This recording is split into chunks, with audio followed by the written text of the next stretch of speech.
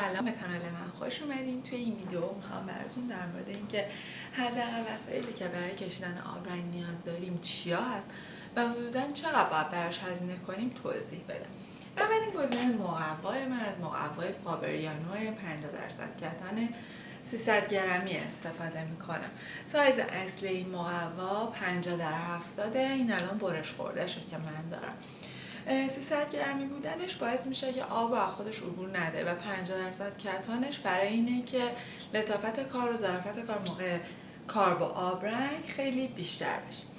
گزینه بعدی قلموه. من از یک قلموی متوسط استفاده میکنم. حدود قیمتش فکر میکنم 100 تا 150 تومن باشه.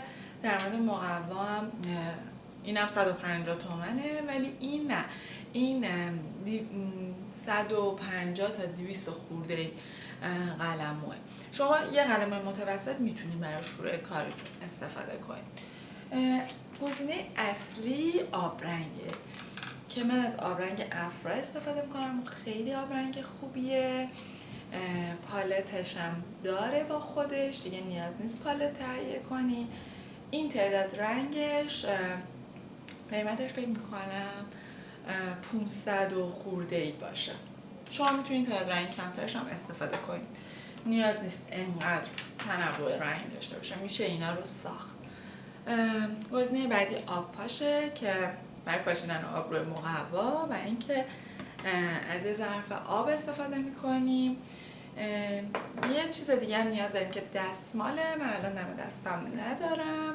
میتونین هم از دستمال پارچه‌ای استفاده کنین، هم از دستمال کاغذی. خب تا اینجای کار یه 500 خورده‌ای آبرنگمون بود که بیشترین هزینه رو میبرد.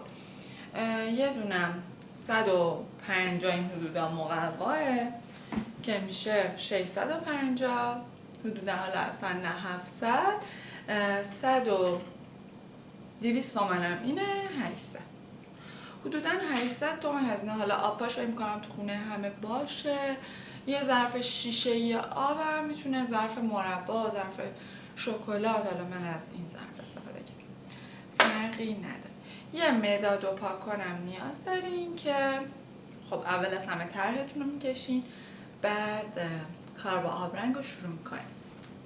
امیدوارم از این ویدیو لذت برده باشید. لطفا منو سابسکرایب کنین. تو ویدیوهای بعدی میخوام در مورد تکنیک های آبرنگ براتون توضیح بدم.